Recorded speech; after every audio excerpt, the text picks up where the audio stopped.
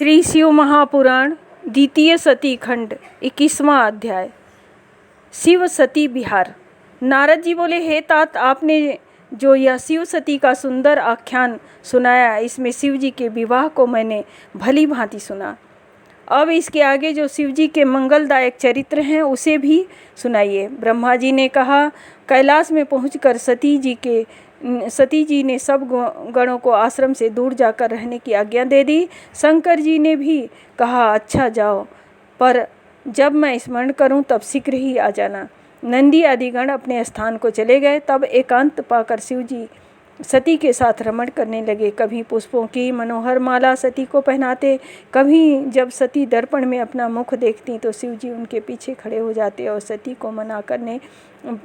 के मना करने पर भी वे उनके कुंडलों को हाथ लगा देते। शंकर जी कभी दूर न जाते और छिपकर सती जी के पीछे आ खड़े होते। भली भीति से चकित सती को आलिंगन करते, कभी उनका हार उठा लेते, कभी बाजूबंद, इस प्रकार बारंबार स्पर्श कर निकालते और पहनाते। कालिका नामक सती की दासी जो आगे आगे चला कर जब सती उसके पीछे चलती तो वे उनके बड़े बड़े कूचों को पकड़ लेते, कभी मनोहर पुष्पों का हार बना प्रिया के आभूषण बनाते और कभी रमणीय पर्वत कुंजों में घुसकर अपनी प्रिया सती के साथ बिहरते। सती के बिना शंकर जी को एक क्षण के लिए भी सुख न मिलता। इसी प्रकार कुछ समय तक कैलाश कुंजों में बिहार कर शिवा सहित शिव जी ने हिमालय पर भी जाकर आनंद विहार किया। इस बिहार में उनके 25 वर्ष व्यतीत हुए। इति श्री शिव महापुराण द्वितीय सती खंड का 21वां अध्याय समाप्त। 22वां अध्याय। शिव सती क्रीड़ा। ब्रह्मा जी बोले, एक दिन जब वर्षा हो रही थी तब कैलाश शिखर पर बैठे महादेव जी से सती ने पूछा, हे देव महादेव, हे प्राण वल्लभ, अब वर्षा काल आ गया है। इससे कैलाश में, हिमालय में या कहीं महाकाशी अथवा पृथ्वी में जहाँ रहने योग्य स्थान हो वहाँ चल कर रहिए। तब सती की यह प्रार्थना सुनकर महादेव जी इस प्रकार हंस पड़े कि उनके ललाट का चंद्रमा प्रकाशमान हो गया। और जब तत्वों के ज्ञाता भगवान शंकर ने हास्य करते हुए सती से यह कहा, हे प्रिय, जहाँ मैं तुम्हारे साथ रहूँगा वहाँ मेघ कभी ना आएंगे। वर्षा काल में भी मेघ हिमालय के नितंब पर ही भ्रमण करते रहेंगे और कैलाश पर तो उसके पद भाग में भी भ्रमण करते हैं, इससे आगे वे कभी नहीं जाते। यह सब जानकर आपको चाहे जिस गिरिंद्र पर चलने की प्रीति हो मुझसे कहिए, पर मेरे विचार से हिमालय सर्वोत्तम है। यहाँ आपके विविध श्रृंगार और विहार होंगे। पर्वतराज की पत्नी मेनका भी तुम्हारे मन के अनुकूल ही करेंगी। गिरिराज के गण भी तुम पर प्रीति करेंगे। जब कभी तुम शोकान्वित होगी तो वे तुम्हें समझाया करेंगे। फिर हिमालय शांत स्थान है, यहाँ शांति के उपासक रहते हैं। योगी और मुनि यहीं रहते हैं और अनेकों मृग भी विचरा करते हैं, तथा और भी बहुत से स्थान हैं। क्या तुम मेरे कैलाश के ऊपर कुबेर की पुरी के ऊपरी भाग में स्थित होना चाहती हो? वहाँ की कंदराओं में देव कन्याएं गाती रहती हैं, सुमेरे हुई सब गुणों से सुंदर हैं। जहाँ कहो वहीं पर तुम्हारा प्रबंध कर दूं। ब्रह्मा जी कहते हैं कि जब भगवान शंकर ने ऐसा कहा तब सती जी ने अपना मत प्रकाशित करते हुए कहा, हे नाथ, आपके साथ हिमालय में ही निवास करना चाहती हूँ। उसी पर्वत पर आप शीघ्र चलिए। सती के कहने पर भगवान शंकर उनको साथ ले उस हिमालय पर चले गए जहाँ की कोई नहीं जा सकता। मनुष्य को तो कौन कहे, वहाँ पक्षी भी नहीं जा सकता। वहाँ प्राकृतिक छटा छा रही थी। वहाँ रहकर शंकर जी सती के साथ बहुत दिनों तक रमण करते रहे। उनके वहीं इस प्रकार 10,000 वर्ष व्यतीत हो गए। अब वे यज्ञ, तप और स्वरूप चिंतन त्याग सती में ही अनुरक्त हो गए, तथा सती सर्वदा महादेव का और महादेव जी सती का मुख देखा करते। इस प्रकार शिव सती ने एक दूसरे के अनुराग और भाव की वृद्धि की। इति श्री शिव महापुराण द्वितीय सती खंड का 22वां अध्याय समाप्त। 23वां अध्याय। शास्त्रों में मोक्षादि वर्णन। ब्रह्मा जी बोले, एक समय विवाहोपरांत शिव सती बैठे वार्तालाप कर रहे थे कि शिव जी को प्रसन्न देख सती ने बड़ी नम्रता और भक्ति के साथ कहा, हे करुणा सागर महादेव जी, मुझ पर कृपा कीजिए। मैं आप निर्विकारी की प्रिया हूँ, बड़ी भक्ति से आप मुझे मिले हैं। आपसे विहार कर मैं संतुष्ट भी हो गई हूँ। इससे अब मेरा मन तत्वों की खोज करता है। हे हर, यह जीव संसार से कैसे पार पा सकता है? विषयी जीव भी जिसे पाकर परम पद को प्राप्ति कर लेता है, वह तत्व क्या है, उसे सुनाइए। हे मुने, जब महेशानी ने भक्तिपूर्वक शंकर जी से जीवों के उद्धार की इच्छा की तो शिव जी प्रेम पूर्वक सती से बोले, हे दाक्षायणी, हे महेश्वरी, विज्ञान की परम तत्व है, विज्ञान ही परम तत्व है। दूसरा स्मरण करने, केवल ब्रह्मा का स्मरण, इन दो तत्वों को कोई बिरला ही जानता है, ऐसा कोई भी त्रिलोक में नहीं है। यदि हो तो मैं उसका दास हूँ, परंतु मैं तुम्हें बतलाता हूँ, ब्रह्म साक्षात परे से परे है, भक्ति विज्ञान की माता है। भक्ति का विरोधी कभी भी विज्ञान नहीं पा सकता। मैं उसी भक्ति के अधीन हूँ। यह भक्ति भी दो प्रकार की है, सगुण और निर्गुण। इसमें पहली श्रेष्ठ है और दूसरी और भी श्रेष्ठ है। इसके भी दो दो भेद हैं। इसमें 6 और उसके अनेकों भेद पंडितों ने कहे हैं।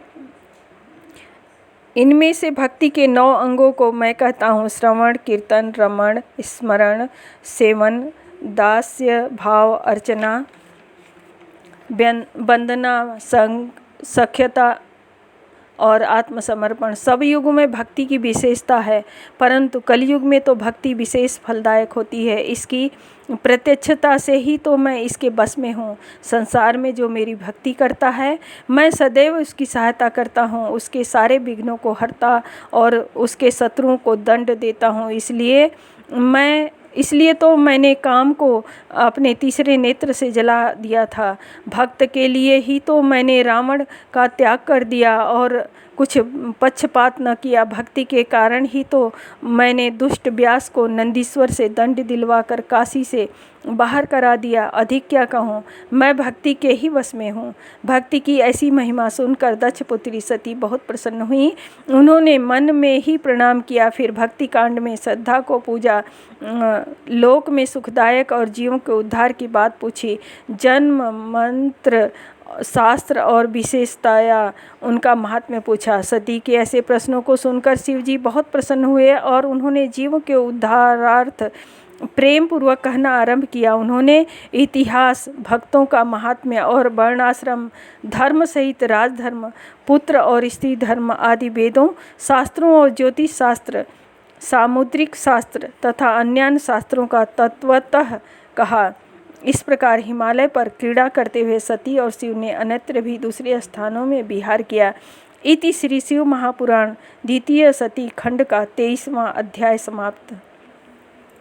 24वां अध्याय, सती शंका। नारद जी ने कहा, हे ब्राह्मण, अब आप मुझे सती शिव के हिमालय पर वास करने की बात सुनाइए। ब्रह्मा जी बोले, जब इस प्रकार वहाँ क्रीड़ा करते हुए शिव सती को बहुत दिन व्यतीत हो गए, तब सती का अपने पति शंकर से वियोग हो गया। परंतु वियोग होता भी कैसे, जब शिव जी शब्द स्पर्श के समान अभिन्न हैं। फिर भी उन्होंने संसारी अनुसरण करते हुए सब कार्य किया। सहसा सती को यह भ्रम हो गया कि शिव जी ने मुझे त्याग दिया है। उन्होंने अपने पिता के यज्ञ में पति का अपमान होते देख अपना शरीर भस्म कर दिया। वही सती हिमालय के घर उत्पन्न हुई, जहाँ उनका पार्वती नाम था, और अपने तपोबल से शिव जी से विवाह कर लिया। सूत जी कहते हैं कि जब ब्रह्मा जी ने नारद से इस प्रकार कहा, तब नारद जी और भी दृढ़ता से शिव भगवान का उत्तम चरित्र पूछने लगे। उन्होंने पूछा कि हे तात, शिव जी ने अपनी प्रिया को क्यों त्याग दिया था? इसका तो मुझे बड़ा आश्चर्य है। शंकर जी का आपके पुत्र दक्ष के यज्ञ में कैसा अपमान हुआ था, जिसके कारण सती ने अपने पिता के घर जाकर अपना प्राण विसर्जित किया? फिर शिव जी ने क्या किया, इन सब कथाओं को मुझे सुनाइए। ब्रह्मा जी बोले, हे मेरे बुद्धिमान पुत्र नारद, अब मुनियों सहित प्रेम पूर्वक शिव जी का चरित्र सुनो। पर ब्रह्म शंकर को प्रणाम कर मैं उनका चरित्र कहता हूँ। यह उन्हीं शंकर जी की कृपा है जो मेरे लीलाधारी तथा स्वतंत्र और निर्विकार हैं। सती जी भी ऐसी ही हैं। जब एक समय लीलाधारी शंकर जी सती के साथ नंदीश्वर पर बैठे हुए त्रिलोक भ्रमण कर रहे थे, तो दंडक वन में पहुँचने पर उन्होंने सती को वहाँ की वह भूमि दिखलाई जहाँ से रावण भगवती सीता को हर ले गया था, और भगवान राम सीता के वियोग में लताओं और वृक्षों से भी उनका परिचय पूछते हुए सीता का पता लगा रहे थे। उनके पत्नी वियोग की व्याकुलता का अंत न था। तब सती को यह सब बतलाकर देवाधिदेव शंकर जी वहाँ से आगे बढ़े तो उन्हें भाई लक्ष्मण के साथ सीता को खोजते हुए भगवान राम दिखलाई पड़े। वे भी उसी प्रकार विरही थे। तब उन्हें देखते ही शंकर जी ने दूसरे मार्ग से जाकर आगे से प्रणाम किया और प्रसन्नता से जय शब्द कहकर श्री रामचंद्र को अपना दर्शन दिया। यह कह जगत को मोहने वाली सती शिव जी की माया से मोहित हो गई और उन्होंने मुस्कुराते हुए शिव जी से कहा, हे परमेश्वर, आप तो सब देवताओं से प्रणम्य और सर्वोच्च हैं, फिर मनुष्य की तरह वन में विचरते हुए इन दोनों मनुष्यों से श्याम वर्ण वाले को आपने प्रणाम क्यों किया? वे दोनों मनुष्य कौन थे? हे स्वामी, मेरी इस शंका का निवारण कीजिए, क्योंकि सेवक ही सेव्य को प्रणाम करता है। तब सती को इस प्रकार माया से भी मोहित होते देख भगवान शंकर मुस्कुराते हुए बोले, हे देवी सुनो, मैं तुमसे सत्य कहता हूँ, कपट से नहीं। मैंने जो इन्हें सादर प्रणाम किया है वह वरदान का प्रभाव है। सूर्यवंश में उत्पन्न हुए ये दोनों भाई बड़े ही बुद्धिमान हैं। ये दशरथ के पुत्र हैं, राम और लक्ष्मण इनका नाम है। गोरे रंग के छोटे भाई लक्ष्मण हैं, ये शेष जी के अवतार हैं। बड़े का नाम राम है, यह बड़े ही शांत और विष्णु के साक्षात अवतार हैं। ये पृथ्वी पर साधुजनों की रक्षा और हमारे कल्याण के लिए ही अवतरित हुए हैं। इतना कहकर भगवान शंकर मौन हो गए, परंतु सती के मन में विश्वास नहीं हुआ। शिव की बलवती माया जो संसार को मोहित कर रही है। तब सती की अविश्वस्त चित्त को देखकर भगवान शिव ने कहा, हे देवी, यदि तुमको मेरे वचनों में विश्वास नहीं है तो जाकर अपनी बुद्धि से राम की परीक्षा करो। हे प्रिय, जैसे तुम्हारा यह मोह दूर हो वैसा उपाय करो। मैं तब तक बट की छाया में बैठकर तुम्हारी बाट जोहता रहूँगा जब तक कि तुम परीक्षा करोगी। फिर शिव जी की आज्ञा पाते ही सती जी राम की परीक्षा करने चलीं। वहाँ जाकर विचरने लगीं कि किस प्रकार परीक्षा लूँ। उन्होंने सोचा कि मैं सीता का रूप धारण कर राम के समीप जाऊँ। यदि राम साक्षात विष्णु के अवतार होंगे तो मुझे पहचान लेंगे, अन्यथा नहीं। वह सीता का रूप धारण कर परीक्षा के लिए राम के पास गईं। तब सती को सीता के रूप में देख शिव का नाम जपते हुए श्री रामचंद्र जी ने यह रहस्य जानते हुए उन्हें प्रणाम करके मुस्कुराते हुए कहा कि हे सती, इस समय शिव जी कहाँ हैं जो तुम पति के बिना अकेली इस वन में फिर रही हो? हे सती, आपने अपना स्वरूप त्याग कर यह रूप क्यों धारण कर लिया है? हे देवी, कृपा कर मुझे इसका कारण बताइए। फिर तो राम के इन वचनों को सुनकर सती चकित हो गईं और उन्हें शिव जी के वचनों का स्मरण कर बड़ी लज्जा आई। अब वे राम को साक्षात विष्णु समझ फिर शिव जी के चरणों के का ध्यान करने लगी और भगवान राम से अपनी परीक्षा लेने की सब बात कह सुनाई और कहा कि हे राम, मैंने तुम्हारी प्रभुता देख ली, परंतु आप मुझे यह बतलाइए कि शिव जी ने आपको प्रणाम क्यों किया? इसकी मुझे शंका है। आप सत्य सत्य बतलाकर मेरा संदेह दूर कीजिए। सती के वचन सुन राम के नेत्र हर्ष से प्रफुल्लित हो गए। उन्होंने हृदय में अपने स्वामी शिव का स्मरण किया। उनके हृदय में और प्रेम उत्पन्न हो गया। सती ने कहा, इसलिए भगवान राम शिव जी के पास नहीं गए और शिव जी का यशोगान करते हुए सती से बोले। इति श्री शिव महापुराण द्वितीय सती खंड का 24वां अध्याय समाप्त। 25वां अध्याय, शिवजी का सती वियोग। राम बोले, हे देवी, एक समय बहुत पहले शिवजी ने अपने लोक में विश्वकर्मा को बुलाकर उसमें एक मनोहर गौशाला बनवाई और उसमें एक मनोहर विस्तृत भवन और एक दिव्य सिंहासन तथा सबसे अद्भुत एक दिव्य श्रेष्ठ छत्र भी बनवाया।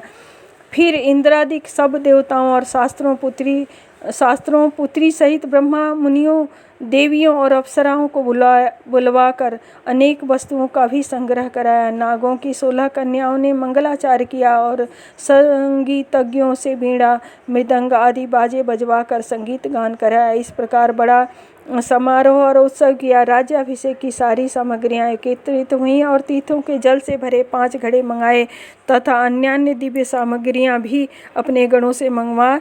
फिर बड़े घोर शब्द वाला शंख बजाकर प्रसन्नता से बैकुंठवासी विष्णु को बुलाया। फिर एक उत्तम मुहूर्त देखकर भक्ति से पूर्ण शंकर जी ने विष्णु को उस श्रेष्ठ सिंहासन पर बिठा बहुत से अलंकार पहनाए और कौतुक तथा मंगल करके उनके सिर पर मुकुट बांध उनका अभिषेक किया, उन्हें अपना अखंड ऐश्वर्य दिया।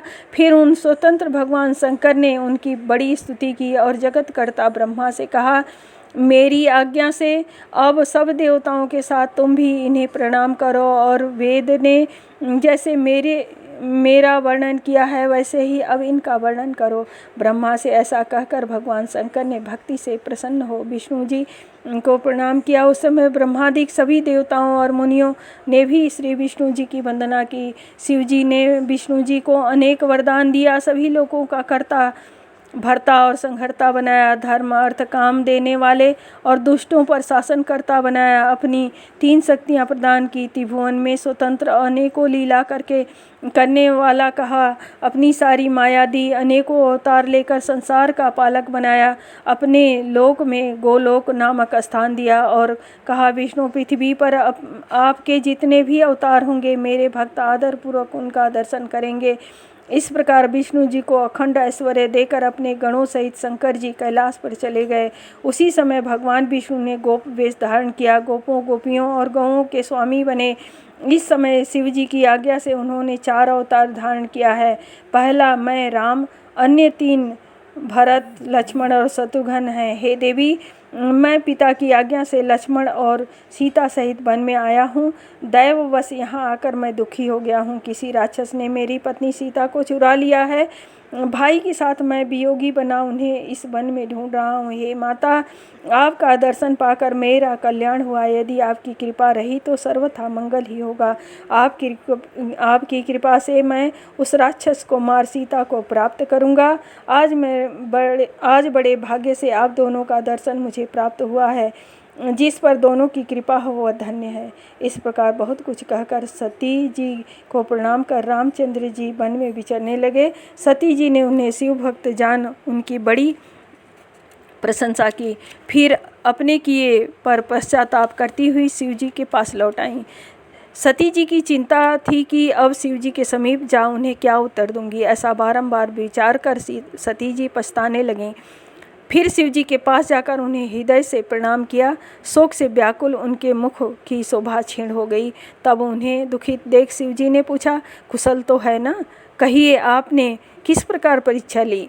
सती ने सिर झुका लिया और कहा, कुछ नहीं। यों कह वह शोक में संतप्त हो शिव जी के पास खड़ी हुई।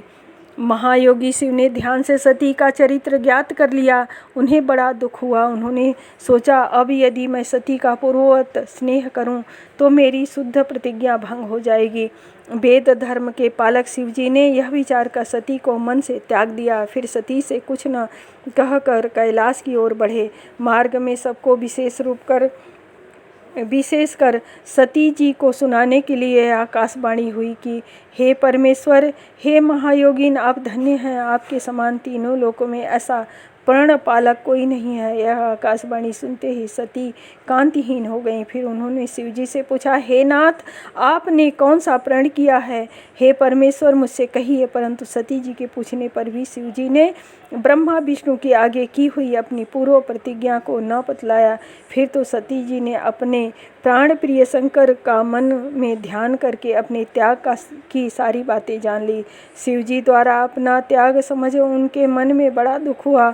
वह शोक से व्याकुल होकर शीघ्र ही दीर्घ निश्वास लेने लगी। तब वह सब समझ शिव जी सती का मन बहलाने के लिए अनेकों कथाएं कहने लगे। फिर कैलाश में पहुँच समाधि लगा अपने रूप का ध्यान करने लगे। सती भी उनके निकट ही खिन्न चित्त से बैठी रहीं। सती और शिव के इस चरित्र को किसी ने नहीं जाना। बहुत समय व्यतीत हो गया। जब शिव जी ने समाधि खोली तो निकट जाकर सती ने शिव जी को प्रणाम किया। उदार बुद्धि शंकर जी ने उन्हें अपने सम्मुख आसन दिया। बहुत ही मनोहर कथाएं कहकर सती को विमुक्त किया। सती के हृदय में पहले से जैसा सुख हो गया, परंतु शिवजी ने अपनी प्रतिज्ञा न छोड़ी। इस कथा से मूर्ख जन शिव सती का वियोग समझते हैं, परंतु वास्तव में उनका वियोग नहीं हुआ, क्योंकि जो कुछ होता है सब उनकी इच्छा से ही होता है। फिर वियोग कैसा? सती और शंकर का चरित्र कोई नहीं जान सकता। इति श्री शिव महापुराण द्वितीय सती खंड का 25वां अध्याय समाप्त। ओम नमः शिवाय।